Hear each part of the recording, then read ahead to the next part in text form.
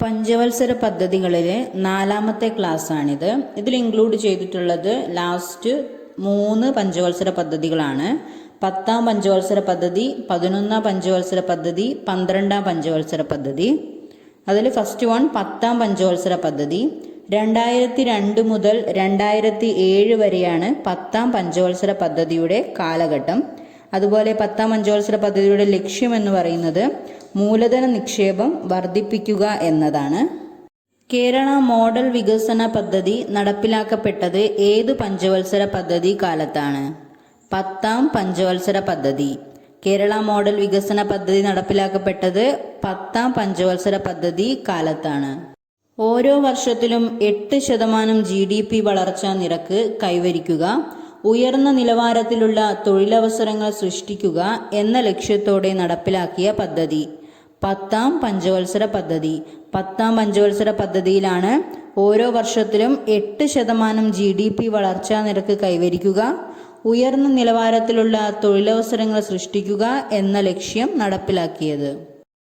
10ാം പദ്ധതി ലക്ഷ്യമിട്ട വളർച്ചാ നിരക്ക് 8%. 10ാം പദ്ധതി ലക്ഷ്യമിട്ട വളർച്ചാ നിരക്ക് 8%. കൈവരിച്ച നിരക്ക് 7.6%. നെക്സ്റ്റ് വൺ 11ാം പഞ്ചവത്സര പദ്ധതി. 11ാം പഞ്ചവത്സര പദ്ധതി 2007 മുതൽ 2012 വരെയാണ് ഈ പദ്ധതിയുടെ കാലഘട്ടം. അതുപോലെ തന്നെ 11ാം പഞ്ചവത്സര പദ്ധതിയുടെ ലക്ഷ്യം എന്ന് പറയുന്നത് മുഴുവൻ ജനവിഭാഗങ്ങളുടെയും സമഗ്ര വികസനം. മുഴുവൻ ജനവിഭാഗങ്ങളുടെയും സമഗ്ര വികസനമാണ് ഈ പദ്ധതി ലക്ഷ്യമിട്ടത്. ഭക്ഷ്യവസ്തുക്കളുടെ സുസ്ഥിരതയ്ക്ക് മുൻഗണന നൽകിയ പഞ്ചവത്സര പദ്ധതി 11ാം പഞ്ചവത്സര പദ്ധതി. 11ാം പഞ്ചവത്സര പദ്ധതിയിലാണ് ഭക്ഷ്യവസ്തുക്കളുടെ സുസ്ഥിരതയ്ക്ക് മുൻഗണന നൽകിയത്. ആധാർ പദ്ധതി, ആം ആദ്മി ബീമ യോജന എന്നിവ നടപ്പിലാക്കിയ പഞ്ചവത്സര പദ്ധതി 11ാം പഞ്ചവത്സര പദ്ധതി. 11ാം പഞ്ചവത്സര പദ്ധതി കാലത്താണ് ആധാർ പദ്ധതിയും ആം ആദ്മി ബീമ യോജന എന്നിവ നടപ്പിലാക്കിയത്. 11ാം പദ്ധതി ലക്ഷ്യമിട്ട വളർച്ചാ നിരക്ക് 9%. 11ാം പദ്ധതി ലക്ഷ്യമിട്ട വളർച്ചാ നിരക്ക് 9%.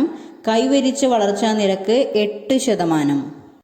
ലാസ്റ്റ് വൺ 12ാം പഞ്ചവത്സര പദ്ധതി.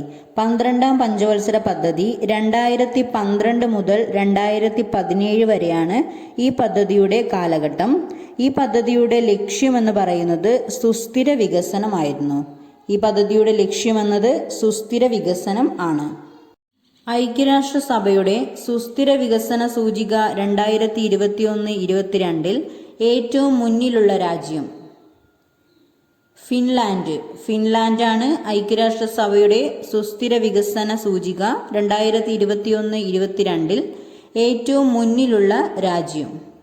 ഐക്യരാഷ്ട്രസഭയുടെ സുസ്ഥിര വികസന സൂചിക 2021-22 ഇന്ത്യയുടെ സ്ഥാനം 121. 121ാം സ്ഥാനമാണ് ഐക്യരാഷ്ട്രസഭയുടെ സുസ്ഥിര വികസന സൂചിക 2021-22 ഇന്ത്യയുടെ സ്ഥാനം. 12ാം പദ്ധതി ലക്ഷ്യമിട്ട വളർച്ചാ നിരക്ക് 9%. 9%മാണ് 12ാം പദ്ധതി ലക്ഷ്യമിട്ട വളർച്ചാ നിരക്ക്. എന്നാൽ 2012 ഡിസംബറിൽ ചേർന്ന ദേശീയ വികസന സമിതിയുടെ യോഗം 8% കുറച്ചു. എത്ര ശതമാനമാണ്? 8% കുറച്ചു. മാനവമുഖമുള്ള പരിസ്ഥിതിക്ക് ആഘാതമേൽപ്പിക്കാത്ത ഒരു വികസന സമീപനം. ആൻസർ സുസ്ഥിര വികസനം. സുസ്ഥിര വികസനം ആണ് മാനവമുഖമുള്ള പരിസ്ഥിതിക്ക് ആഘാതമേൽപ്പിക്കാത്ത ഒരു വികസന സമീപനം എന്ന് പറയുന്നത്. വ്യാപാര നയ പരിഷ്കരണവുമായി ബന്ധപ്പെട്ട commission Abid Hussain commission. Abid Hussain commission ആണ് വ്യാപാര നയ പരിഷ്കരണങ്ങളുമായി ബന്ധപ്പെട്ടത്.